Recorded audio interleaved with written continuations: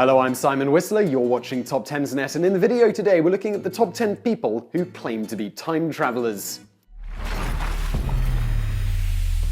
Number 10. Father Pellegrino Ernetti. In 1992, Father Ernetti claimed that he, a French theologian named François Brune, and 12 famous scientists had, during the 1950s, invented a machine called the chronovisor, which would revolutionize the study of history forever. Of course, the chronovisor isn't an actual time machine, because that would be silly. It was more like a time window. The device allowed anyone using it to look anywhere into the past and to watch whatever events they desired. Ernetti described speeches by Napoleon, scenes from ancient Rome, and even claimed to have witnessed the execution of Jesus Christ.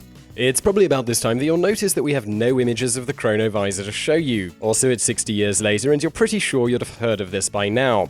That's because Ernetti never actually let anyone see his device. Also, those scientists, all but two, were anonymous, and those two were dead at the time it was announced. Oh, also, there's the little fact that Ernetti admitted on his deathbed that he had written the play and faked the image of Christ, while still insisting that the chronovisor worked, but you're just not allowed to see it. So, of course, this example is a hoax, unlike number 9, Billy Meier.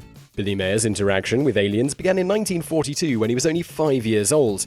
A Pleiadian by the name of Safaf came to him as a father figure, guiding him through life for 11 years before he died and was replaced by a woman named Asket. She too stayed with him for 11 years before finally departing and giving Meier an 11-year break from this kind of nonsense. Then, on January the 28th, 1975, Meier met Semjase, the granddaughter of Safaf, and... Oh, wait, you want us to back all of this up? Meier's friends came from both far away and the future, one fraction of a second in the future, from an alternate timeline in a parallel dimension. He also only had one arm because of a bus crash. Yeah, that came out of nowhere, didn't it? Meier is warned of an impending World War III several times. It was supposed to start in November of 2006, 2008, 2010, and 2011. Of course, this definitely won't happen if we finally gain mastery over our reason and change our behavior. In other words, it won't happen if it doesn't happen, but if it does, it totally will. So, watch out. Anyway, after hanging out with Asket for a while, she decided it was time to take Meier back to meet Emmanuel, who is in fact Jesus. They hung out for 4 days and talked about how much people have evolved in the past 2,000 years. Okay, so fine, that one's a hoax too, unlike number 8, Jacques Vallee. Dr. Vallee is a French scientist and advocate of the interdimensional hypothesis, which states that UFOs are actually visitors from other realities or times other than our own. He claims that what we now call UFOs are simply the contemporary manifestation of something that has occurred throughout human history. What we once would have called a sign from God, we now call a UFO. Unlike other people on this list, Jacques does not claim to have traveled in time, but he has been witness to UFOs and therefore believes to have interacted with travelers from another dimension or time. In 1979, he was brought on as a consultant for the film Close Encounters of the Third Kind, and even encouraged Steven Spielberg to make the film about interdimensional beings instead of aliens, but Spielberg thought that wouldn't be as interesting to audiences. Number 7. Charlotte Anne Moberly and Eleanor de Jourdain. Charlotte Anne Moberly and Eleanor Jourdain were two women who would experience what would come to be called the Ghosts of Petit Trianon. In August of 1901, while visiting the Palace of Versailles, both women claimed to have slipped over 200 years into the past to 1792. They crossed a bridge and wandered through the palace and even saw Marie Antoinette before retiring to Jourdain's apartment. When they returned the next day, the bridge they thought they had crossed was gone. They first assumed that they had stumbled into a private party or some other event they weren't supposed to be attending, but their research uncovered nothing of the sort. Finally, they realized what they had done and published their story, creatively titled An Adventure. Number 6. John Titor. John Titor was an anonymous forum goer posting on several bulletin boards in 2000 and 2001 who claimed to be from the year 2036. He said he had traveled back to 1975 to get an IBM computer needed to debug a computer in 2036, for some reason, but was making a personal stop in 2000 to visit his family and take pictures. He offered no explanation as to why he had stopped at 2000, but did offer several predictions about the future.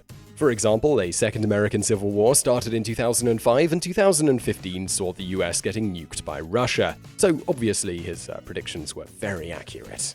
Number 5. Bob White/Tim Jones. Back in 2003, hundreds of people around the internet started getting emails from someone who claimed to need an AMD dimensional warp generator module containing the GRC-79 induction motor, as well as some other stuff. He had some links that went to websites and was offering $5,000. He was friendly, engaged in conversation, and even offered to explain some of the mechanics of his time travel and teleportation devices. Eventually, someone offered him a warp generator and he was given a time and place to meet them with the goods. A few people went out and waited, but there's no record of anything out of the ordinary happening. Hopefully, Bob or Tim got home, or failing that is resting comfortably in a mental hospital. Number 4. Air Marshal Sir Victor Goddard. Though best known as the guy who managed to avoid death due to a crazy dream his friend had, Air Marshal Sir Victor Goddard had at least one other crazy adventure during his time in the Royal Air Force. In 1935, Goddard was flying over an abandoned airfield near Edinburgh when he encountered a weird storm. The turbulence caused him to crash, but he regained control of his plane and quickly flew out of the storm. At this point, he discovered that beneath him, the town he was flying over looked completely different. Hangars were new and refurbished, and there were strange-looking planes, and the uniforms of the mechanics were blue instead of brown. Goddard told some of his fellow officers about his experience, but when they didn't believe him, he decided to keep quiet. 4 years later, the RAF started using the planes Goddard thought he'd seen and switched their uniform to the color blue. It wasn't until the 60s that Goddard decided to write his whole experience down.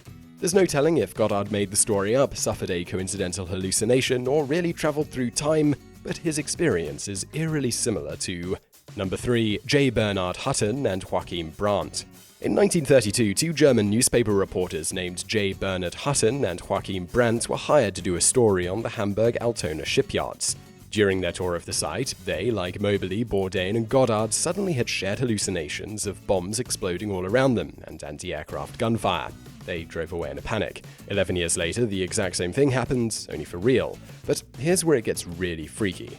Number 2. Dr. Ronald Mallett. Yes, that's an actual PhD this guy has. Ronald Mallett is a professor of physics at Connecticut University and one of the few scientists who admits to believing time travel is possible. His passion for this study comes from 2 men, his father who inspired him to pursue science, and Einstein, both of whom died the same year. Mallett has come up with several experiments involving neutrons and circulating light beams and possibly time travel. He says that if he got his experiments funded, he could have the answers within a decade. For $250,000, which is surprisingly cheap all things considered, Dr. Mallett says he could get results. And this isn't just crackpot nonsense, his ideas are published in peer-reviewed journals. Still, all of this does pale in comparison to Number 1, Dr. Stephen freaking Hawking. Yes, that's Stephen Hawking, honorary fellow of the Royal Society of Arts, lifetime member of the Pontifical Academy of Science, recipient of the Presidential Medal of Freedom, Simpsons guest star, and a guy who says that time travel is totally possible. The idea is that nothing is perfect. No matter how smooth or flat something is, if you look closely enough, you will find crevices, wrinkles, and voids. This is true for things in the first 3 dimensions, and could be true for time as well.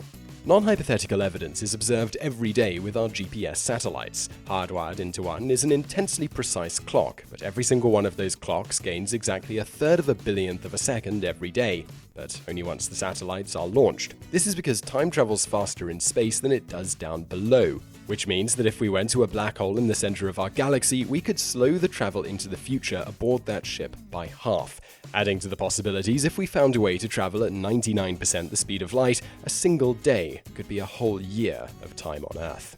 So I really hope you found that video interesting. If you did, please do hit that thumbs up button below this video, and don't forget to subscribe if you haven't already. There's a button on the screen as well as below me now. Also, over there on the right are a couple of other videos that you might enjoy if you enjoyed this one, and thank you for watching.